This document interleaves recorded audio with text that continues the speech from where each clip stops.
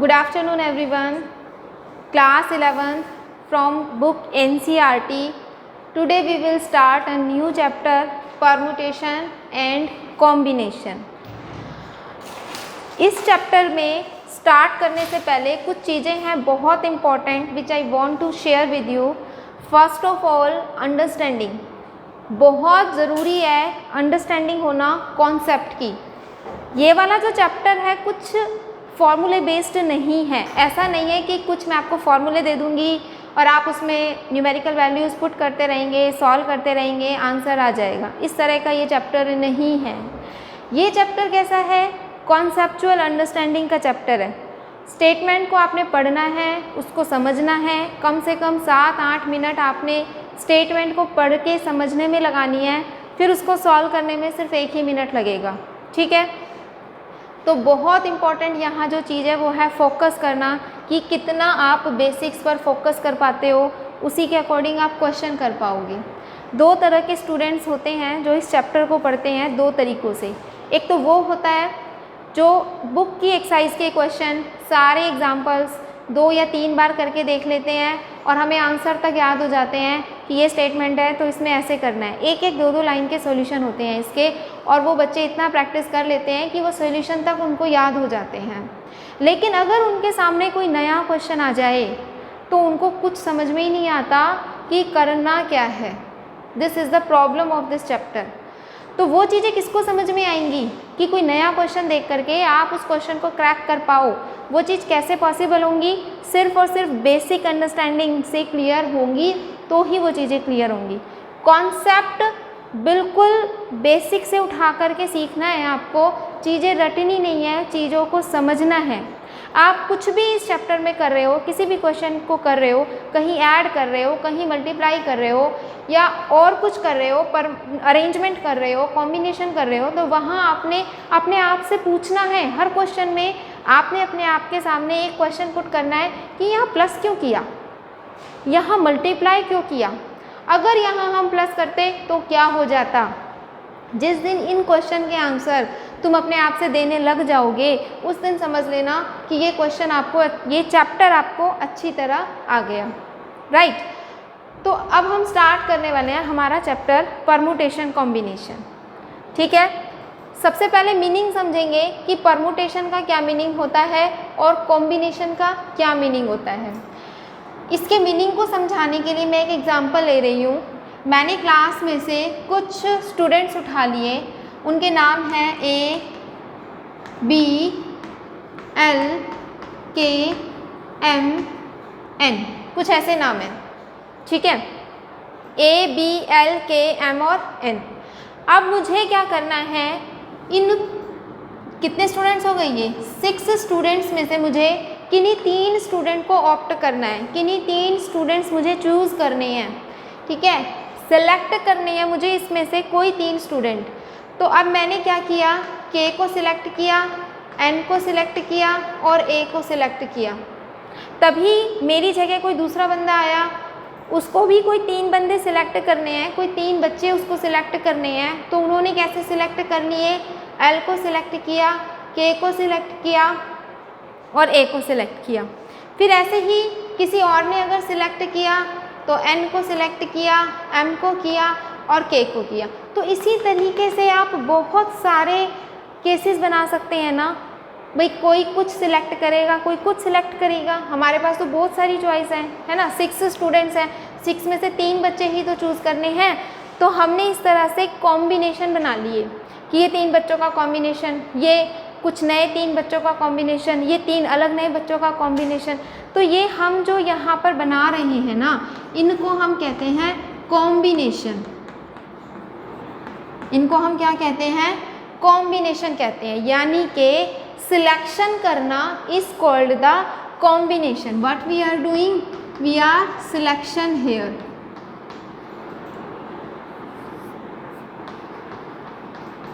Selection. Combination का क्या मतलब होता है, सिलेक्ट करना. जहाँ भी जिस क्वेश्चन में भी सिलेक्शन होगा मतलब वो कॉम्बिनेशन का क्वेश्चन है. ठीक है. तो हमने समझ लिया कि सिलेक्शन क्या है. अब हम समझते हैं परमुटेशन का मीनिंग क्या हुआ. मैंने आपसे ये कहा कि आपने जो ये कॉम्बिनेशन बनाए हैं, मैंने इसमें से एक चूज़ कर लिया। लेट्स से मैंने KNA ये वाला कॉम्बिनेशन मैंने चूज़ किया जो सबसे पहले बना था KNA। अब मैं ये कह रही हूँ कि मुझे इन 3 स्टूडेंट्स को 3 बेंचेस मेरे सामने पड़ी हुई हैं, 1, 2 और 3 बेंचेस। इन 3 बेंचेस पे मुझे इन 3 स्टूडेंट्स को बैठाना है।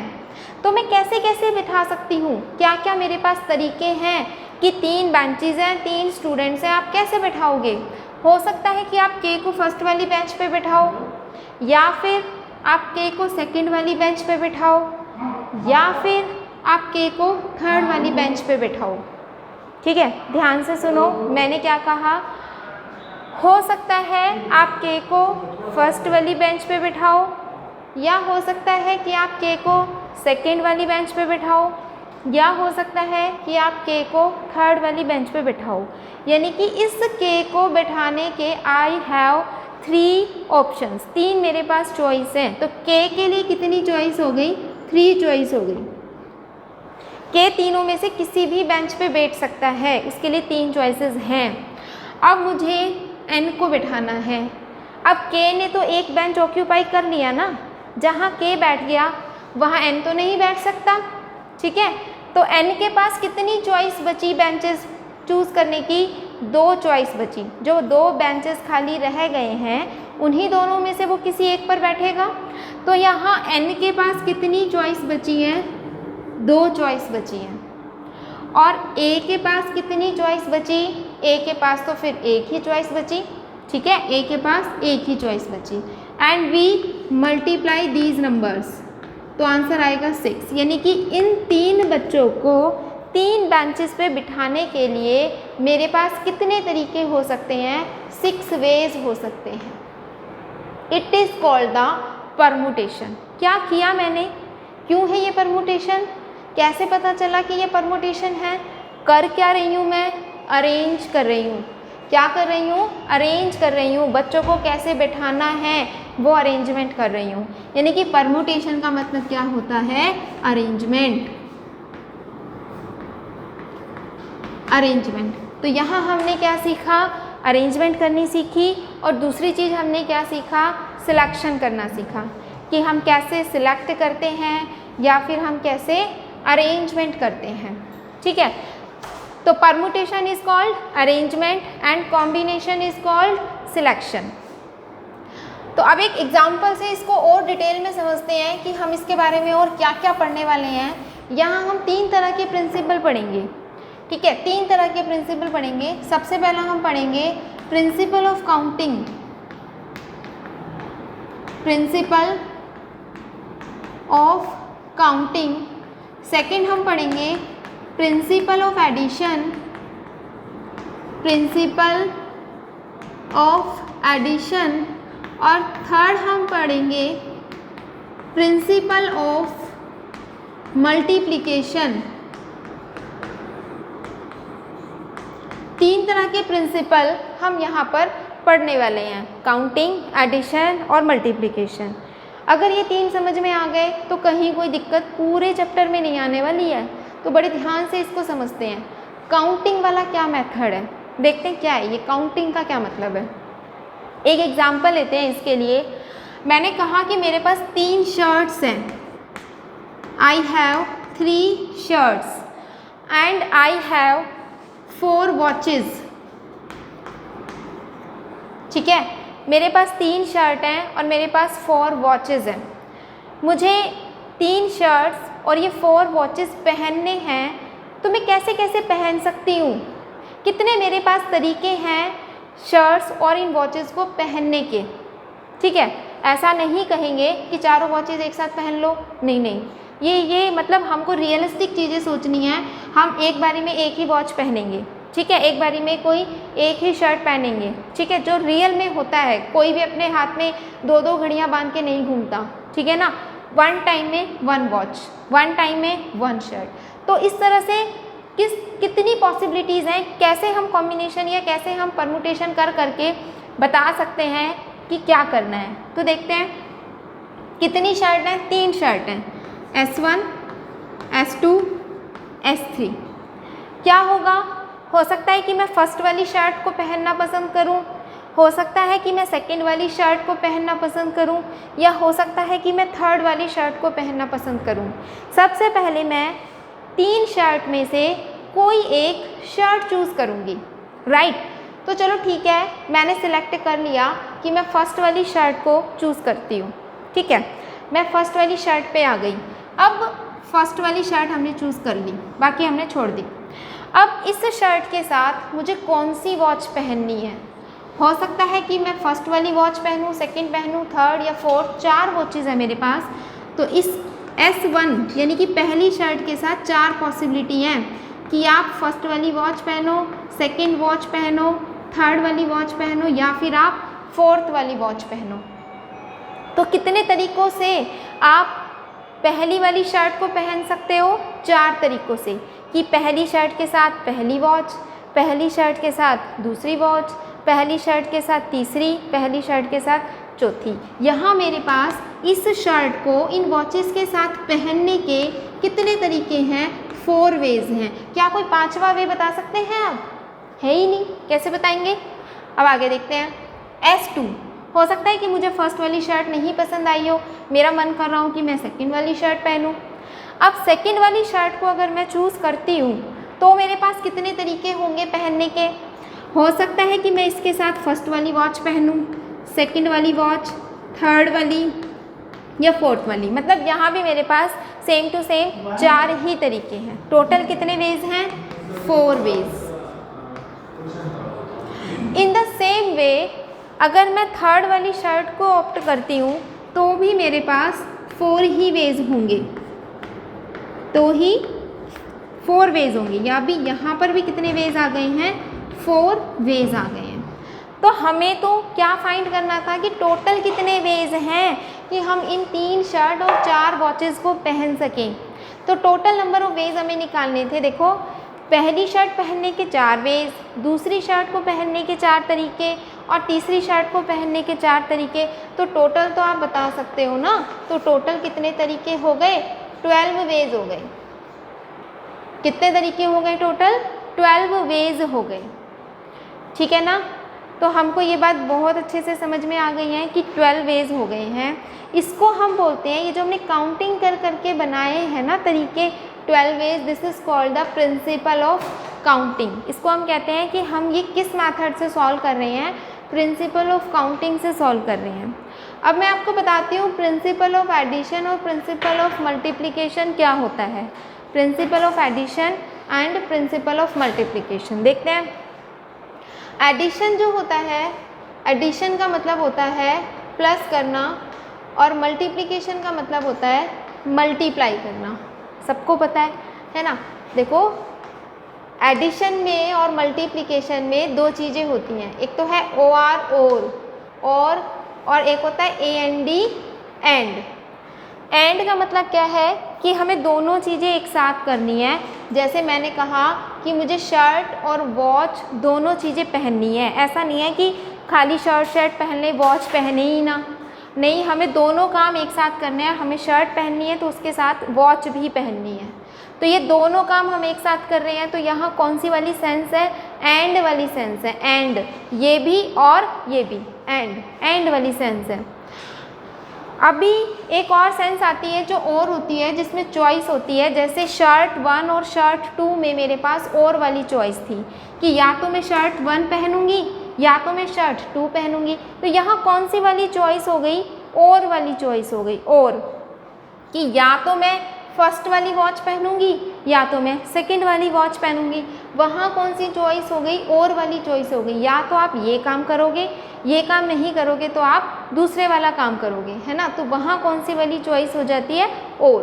तो जहाँ और वाला आपको सेंस नज़र आए वहाँ ऐड कर देना है, और जहाँ एंड वाला सेंस आपको नज़र आए वहाँ मल्टीप्लाई कर देना है। कैसे देखते हैं? सेम इसी क्वेश्चन में, शर्ट वाले और वॉच वाले क्वेश्चन में देखते हैं कि कैसे हो रही हैं ये चीज़ें।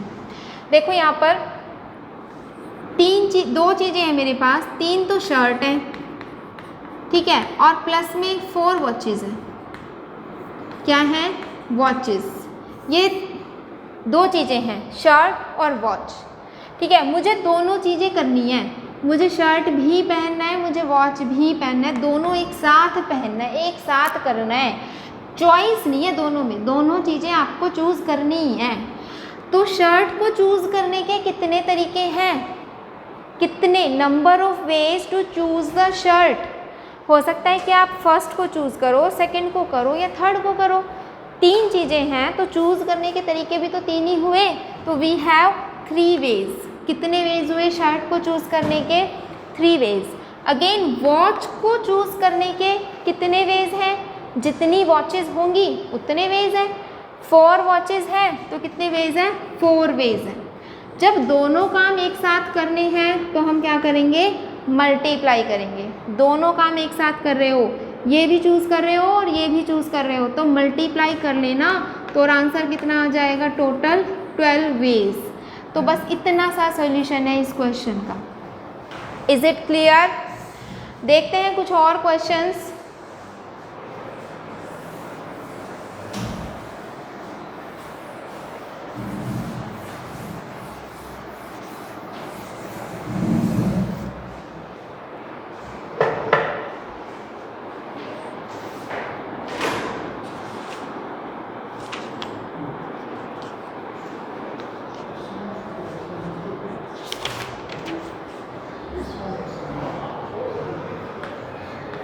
क्वेश्चन की स्टेटमेंट है, find the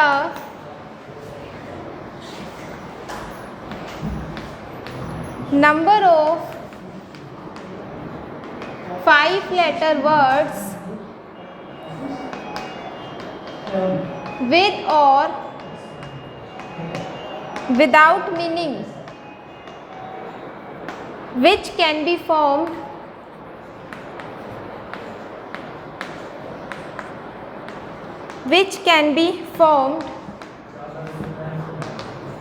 out of letters of word magic where the repetition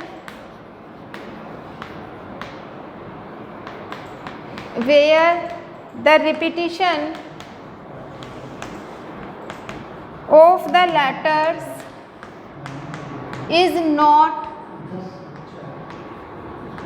allowed।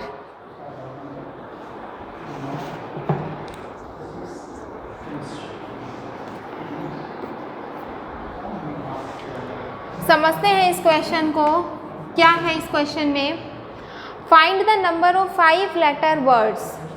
ठीक है, हमें क्या करना है, 5 लेटर वर्ड्स कितने होंगे, number of 5 letter words, 5-5 letter के आप कितने वर्ड्स बना सकते हो, विद मीनिंग और विदाउट मीनिंग, चाहे उनका मीनिंग निकले चाहे उनका मीनिंग नहीं निकले, विद मीनिंग और without meaning, which can be formed out of letters of word magic. जो आपको किस वर्ड से बनाने हैं, मैजिक से बनाने हैं, यानी कि किन किन नंबर्स का, किन किन लेटर्स का यूज़ करके आपको बनाना है MAGIC, where the repetition of the letters is not allowed.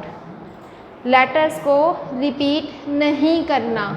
किन किन वर्ड्स का यूज़ करना है, सॉरी किन किन लेटर्स का यूज़ करना है, M का कोमा, A का कोमा, G का कोमा, I का और C का।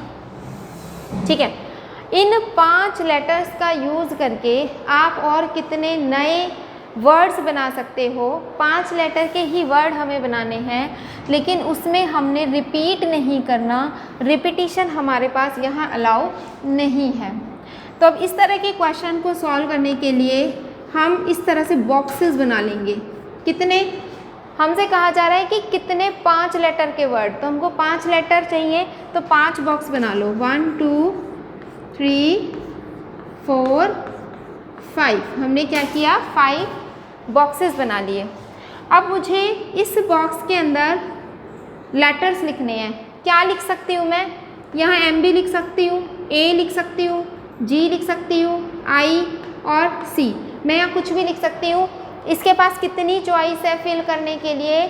इसके पास फिल होने के लिए 5 चॉइसेस हैं। अभी 5 के 5 लेटर ऑक्यूपाई नहीं हुए हैं, सभी फ्री हैं, यहाँ आप कुछ भी रख सकते हो। तो इसके पास कितनी चॉइसेस है? 5 चॉइसेस, ये चॉइसेस हैं ये, ठीक है। इस प्लेस को फिल करने के लिए I have 5 choices. Next place को फिल करने के लिए कितनी चॉइसेस बचेंगी? यहाँ एक लेटर फिल हो चुका है, तो अब कितने लेटर्स बचे? यहाँ बचे सिर्फ 4 लेटर, तो उन्हीं चारों में से मुझे एक यहाँ फिल करना है, तो it has 4 choices. Next box को फिल करने के लिए 2 लेटर्स फिल हो चुके हैं, 5 में से 2 फिल हो चुके हैं, 3 बचे हैं, तो कितने बचे हैं? 3 चॉइसेस हैं इसके पास। कितनी चॉइसेस हैं? 3 चॉइसेस हैं। 3 लेटर्स फिल हो चुके हैं, 2 ही बचे हैं, तो 2 चॉइसेस, और अब तो सिर्फ एक ही बच गया, तो 1 चॉइस। और मुझे ये सभी लेटर्स फिल करने हैं एक साथ, पाँचों के पाँचों, तो यहाँ एंड वाली सेंस आ रही है, so we multiply these choices. I have answer 120 ways. अब मैं क्या कर रही हूँ, इसी क्वेश्चन में थोड़ा सा चेंज कर देती हूँ, थोड़ा सा चेंज होकर एग्ज़ाम में आ जाएगा और आप सेम सॉल्यूशन लिखाओगे अगर रटोगे तो। देखना कैसे, सेम सॉल्यूशन नहीं होगा अगर मैंने यहाँ से सिर्फ नॉट हटा दिया। क्वेश्चन इज़ कम्प्लीटली चेंज, आपको लगेगा सेम क्वेश्चन है, लेकिन देखो ध्यान से, अब ये कह रहा है कि repetition of the letters is allowed. पहले कह रहा था repetition of letters is not allowed, और अब कह रहा है repetition of letters is allowed, तो दोनों अलग अलग चीज़ें हैं ना। अब क्या करना है, देखो आपको 5 ही लेटर के वर्ड बनाने हैं, यानी कि आपको ऐसे 5 बॉक्स बनाने हैं। इस तरह के हमने 5 बॉक्सेस बना लिए, ठीक है। यहाँ इसको फिल करने के लिए मेरे पास कितने मेथड हैं? इसको फिल करने के, इस बॉक्स में हम M लिख सकते हैं, A G I C कुछ भी लिख सकते हैं, तो इसके पास है 5 चॉइसेस, 5 चॉइसेस। सेकेंड वाले लेटर को फिल करने के लिए कितने चॉइस हैं? 5 चॉइस। क्यों है? क्योंकि रिपीटिशन अलाउ है ना। हो सकता है यहाँ पे मैंने M फिक्स कर दिया, तो मैं M यहाँ फिर लिख सकती हूँ, कोई दिक्कत नहीं है, क्योंकि वो कह रहा है कि आप लेटर्स को कितनी भी बार रिपीट कर सकते हो, रिपीटिशन अलाउड है, ठीक है ना। तो इसका मतलब क्या हुआ, सेकेंड वाला प्लेस फिल करने के लिए भी I have 5 choice. Third place को फिल करने के लिए भी 5 चॉइस हैं, क्योंकि रिपीटिशन अलाउ है ना। और हर एक प्लेस को फिल करने के लिए 5 चॉइसेस ही होंगी, 5 चॉइसेस। सभी प्लेसेस फिल करने हैं, तो एंड वाला सेंस नज़र आ रहा है, तो एंड वाले सेंस में मल्टीप्लाई करना होता है, तो मेरा आंसर आ गया 5 raised to power 5 वेज।